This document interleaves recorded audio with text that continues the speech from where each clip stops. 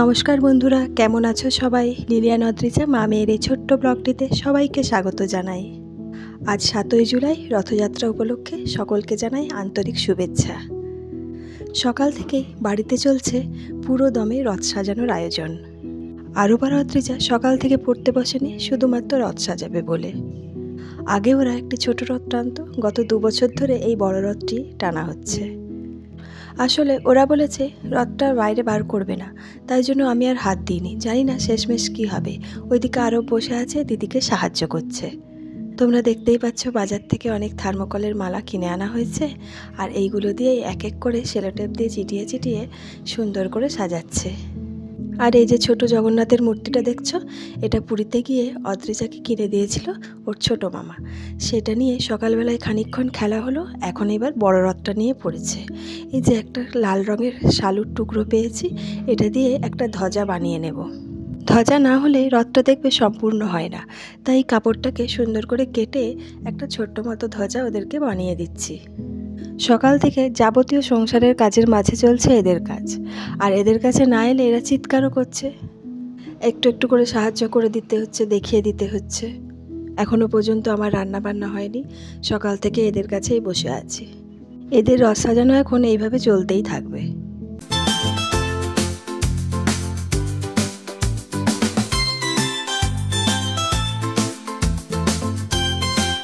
সাজানো হয়ে যাওয়ার পরে ওরা সোজা চলে যায় বাজারে, আর আমি এদিকে নিচে নেমে ততক্ষণে এই সবজিগুলো কেটে ফেলি। এগুলো সব হবে ভাজাভুজি, আর একদিকে গ্যাসের উপরে ভাতটা বসিয়ে দিয়েছি। ওরা বাজার থেকে ফিরে আসে যখন, তখন এই দুটো ম্যাপ ওরা নিয়ে আসে। সোশ্যাল সায়েন্সটা পড়ার জন্য এই ম্যাপগুলোর ভীষণ দরকারি। স্কুলে ম্যাপ দেখে দেখে পড়ানো হয়, তাই বাড়িতে পড়তে একটু অসুবিধা হচ্ছে, চিনতে অসুবিধা হচ্ছে। তাই ম্যাপ দুটো নিয়ে এলো, একটা ইন্ডিয়ার পলিটিক্যাল ম্যাপ আর একটা ওয়ার্ল্ডের পলিটিক্যাল ম্যাপ। আর বাজার থেকে এই ম্যাপগুলোর সাথে এলো এই মাছটা 2-3 রকমের রেসিপি তৈরি করা হবে। আজকে রথের দিন বলে মাটন আর চিকেন আনতে বারণ করা হয়েছে, কিন্তু মাছ ছাড়া তো ভাত খেতে ওরা কিছুতেই পারবে না, তাই মাছটা এখন নুন হলুদ মাখিয়ে রেখে দেব। রান্নাঘরে মাছটা রেখেই আমি একটু পাখার তলায় বসলাম। এই ঘরের মধ্যেই চলছে আরবের ক্রিকেট প্র্যাকটিস। বডি স্ট্রেচ করার জন্য এই এক্সারসাইজটা ও অনেকক্ষণ ধরে করে চলেছে। এখন ছোট বলে কোনো ক্রিকেট টিমে ভর্তি হয়নি, ঘরের মধ্যে ও এরকমভাবে ওর বাবার সাথে প্র্যাকটিস করে। তবে ওর ধৈর্যটা সব কিছুতেই কম, তাই ওকে শেখানোটাও খুব মুশকিল। তারপরেই ওখান থেকে এসে আমি পটল ভাজা বেগুন ভাজাটা করে নিয়েছি, আর এদিকে কড়াইয়ের মধ্যে আমি ভেন্ডি ভাজাটা চাপিয়ে দিয়েছি। রান্নাবান্নাটা করে নিয়েই রথটাকে নিচে নামাবো। নিচে নামিয়ে পরে ওটাকে একটু ঠিকঠাক করে দেবো পুজোর জন্য। এই দেখো রথটা নামানো হয়ে গেছে। ওটা একটু এলোমেলো হয়ে গেছিলো বলে একটু ঠিকঠাক করে দিচ্ছি। ধ্বজাটাও উল্টে গেছিলো, ওটাও ঠিক করে দিচ্ছি। এরপরে এটা পুজো করা হবে। পুজো হয়ে গেলে আমরা সবাই খাওয়া দাওয়া করে নেব। আজকে একজন দাদা আর দিদি আমাদের বাড়িতে আসবে। তোমরা দেখতেই পাচ্ছ খাওয়া দাওয়া হয়ে গেছে। এখন খাওয়া দাওয়ার পরে এখানে পুরো দমে গল্প আরম্ভ হয়েছে। আর ওই দিকে আরও বসে বসে গাড়ি নিয়ে খেলছে। আমি অনেকক্ষণ ধরে ভাবছি ও এত চুপচাপ আছে কেন। ও সমস্ত গাড়িগুলোকে এক জায়গায় জড়ো করেছে আর খাটের উপর বসে বসে খেলা করছে। অনেক দিন পর এই দাদা আর দিদি আমাদের বাড়িতে এলেন, তাই জন্য অনেকক্ষণ ধরে গল্পগুজব চলছে। এখন প্রায় দুপুর গড়িয়ে বিকেল, প্রায় 4টে মতো বেজে গেছে। আমি এখন চা করে সবাইকে দিয়ে দেব। চাটা খাওয়া দাওয়া হয়ে গেলে তারপরে হবে রথ বার করা। এখন বাইরে এতটাই রোদ, তবুও দেখছি বাইরে ছোট ছোট ছেলেরা রথ বার করে দিয়েছে। ওদের ধৈর্যের বাঁধ একদম ভেঙে গেছে। ওরা আর বাড়িতে থাকতে পারছে না, তাই রথটা নিয়ে এত রোদের মধ্যেও বেরিয়ে পড়েছে। আমাদের কিছুক্ষণ ওয়েট করার পরে এরপর আমাদের রথটাকে বাইরে বার করা হচ্ছে। অদ্রিজার সমস্ত বান্ধবীরা চলে এসেছে। আমরা বাইরের ঘরটাতে রথটাকে রেখেছি। এরপরে আমি জগন্নাথের মূর্তিটা রথের ওপরে বসিয়ে দেব। সকালবেলাতেই রথটাকে পুজো করা হয়ে গেছে। এরপর আমি এটা একটা আসন পেতে জগন্নাথের মূর্তিটা বসাবো।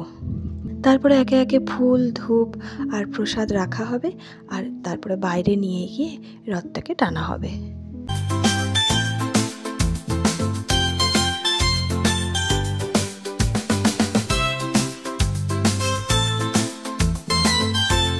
এই যে তোমরা দেখতেই পাচ্ছ বাইরে রথটাকে নামানো হয়ে গেছে। এরপরে আস্তে আস্তে দড়ি ধরে রথটাকে টেনে একদম রাস্তায় নিয়ে যাওয়া হবে। এই দিনটাতে সমস্ত বাচ্চারাই ভীষণ আনন্দ করে। জয় জগন্নাথ।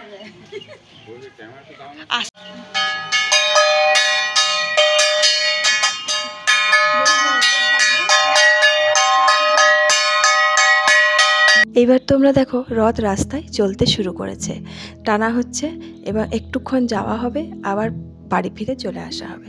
আর পরের বার আবার উল্টো রথে উল্টো দিকে যাওয়া হবে। কিছুটা যেই আবার ওরা ফিরে আসবে, ততক্ষণে আমিও একটু রেডি হয়ে নিয়েছি। এবারে দেখো ওরা আস্তে আস্তে ভিতরে ঢুকছে। একদিকটাই ঘোরানো হয়ে গেল, পরের বার আবার উল্টো দিকে যাবে। তবে ছোট রথ তো, তাই জন্য বেশিরভাগ সময়ই বাম্পারগুলোতে একটু ধরে বা একটু তুলে তুলে নিয়ে যেতে হয়। এবার এটা ঘরে ঢুকে গেল, আবার 7 দিনের অপেক্ষা, তারপরে আবার এটা বেরোবে। এই বিকেলটায় একটার পর একটা রথ, প্রত্যেকটি বাড়িতেই বাচ্চারা সুন্দর সুন্দর রথ বানিয়ে বানিয়ে বার করে, দেখতে অসম্ভব সুন্দর লাগে। আরেকটি রথও আমাদের পরে পরেই আবার বেরিয়ে গেল। আমি তো রেডি হয়ে গেছি, এরপরে আরোবার অদ্রিজাকে রেডি করে আমরা সোজা বেরিয়ে পড়েছি বড় রথের পথে। তার সাথে আছে অদ্রিজার নাচের ক্লাস। তবে রাস্তায় যেতে যেতে আরও অনেক অনেক রথের দর্শন হলো। অনেক বড় রথ, মাঝারি রথ, ছোট রথ। এই যে দেখতে পাচ্ছ বাচ্চাগুলো কি সুন্দর সুন্দর সেজেছে। আবার অনেক জায়গায় খোল কীর্তন নিয়ে হরে কৃষ্ণ নাম, জগন্নাথের নাম নিতে নিতে রথটি টানা হচ্ছে। আর বাচ্চাদেরকে এত সুন্দর রাধাকৃষ্ণের মতো করে সাজানো হয়েছে, দেখেও সুন্দর লাগছে। রাস্তায় যেতে যেতে যে কত রথের দর্শন হলো সে আর বলার নেই। এরপর আমরা সোজা পৌঁছে গেছি মেন রোডে।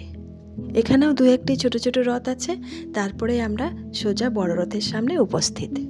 আমাদের এই এলাকায় এইটি একমাত্র সবচেয়ে বড় রথ। এখানে জগন্নাথ, বলরাম, সুভদ্রার বড় মূর্তি প্রতিষ্ঠা করা হয়েছে এবং সকলেই নাম গান করতে করতে এগিয়ে চলেছে।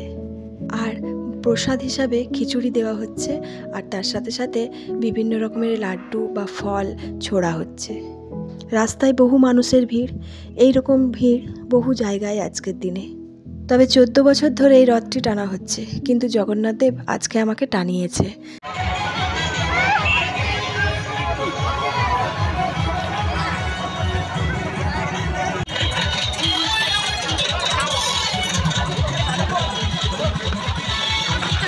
রথের সাথে যেতে যেতে বহু মানুষের নৃত্য, এটাও দেখার মতো। নৃত্যের তালে তালে জগন্নাথ দেবকে নিয়ে যাচ্ছে মাসির বাড়ি।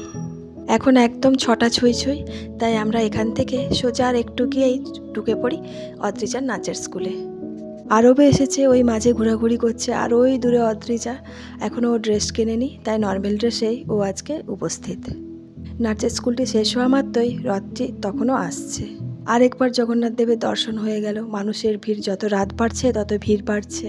আর আগের মুহূর্তে আরোবার অদ্রিজাকে দড়িটা ছোঁয়ানো হয়নি, তাই এই ভিড়ের মাঝেই ওদের দুজনকে একটু দড়িটা ছুঁয়ে দিলাম। তবে এইসব বিশেষ বিশেষ দিনগুলোতে একটা কথাই কি ফুটে ওঠে জানো, যে ভগবানের প্রতি ভক্তি মানুষের দিন দিন বাড়ছে। সাধারণভাবে দেখলে মনে হয় না যে সকল মানুষের মনের মধ্যে ভক্তি আছে, কিন্তু এইসব বিশেষ বিশেষ দিনে সেই ভক্তিভাব যেন বিশেষ করে জাগ্রত হয়। একদম ছোট বাচ্চা থেকে আরম্ভ করে বয়স্ক মানুষ পর্যন্ত সকলেই এই রথে সামিল হয়েছে। আজকের দিনে প্রত্যেকটি জায়গায় শ্রী জগন্নাথ, বলরাম এবং সুভদ্রা মহারানীর এরকম নাম গান, কীর্তন আর রথ টানা হচ্ছে। এই মহোৎসব যেন বছরের পর বছর আরও উন্নত হচ্ছে এবং আরও ভক্তিভাব জাগ্রত হচ্ছে। এখান থেকে আমরা সোজা বাড়ি ফিরে যাব। তো চলো বন্ধুরা, আজকের ভিডিওটা আমি এখানেই শেষ করছি। ভিডিওটি দেখে কেমন লাগলো তোমরা কিন্তু অবশ্যই কমেন্ট করে জানাবে। ভালো লাগলে একটা অবশ্যই লাইক করে দিও। যারা যারা এখনও সাবস্ক্রাইব করোনি তারা প্লিজ সাবস্ক্রাইবটা করে দিও, আর ভালো লাগলে শেয়ার করো। তোমরা সবাই খুব খুব খুব ভালো থেকো, সুস্থ থেকো আর আনন্দে থেকো। দেখা হবে খুব শিগগির পরের একটা ব্লগে। তোমরা সবাই খুব ভালো থেকো, সুস্থ থেকো আর অনেক অনেক অনেক আনন্দে থেকো।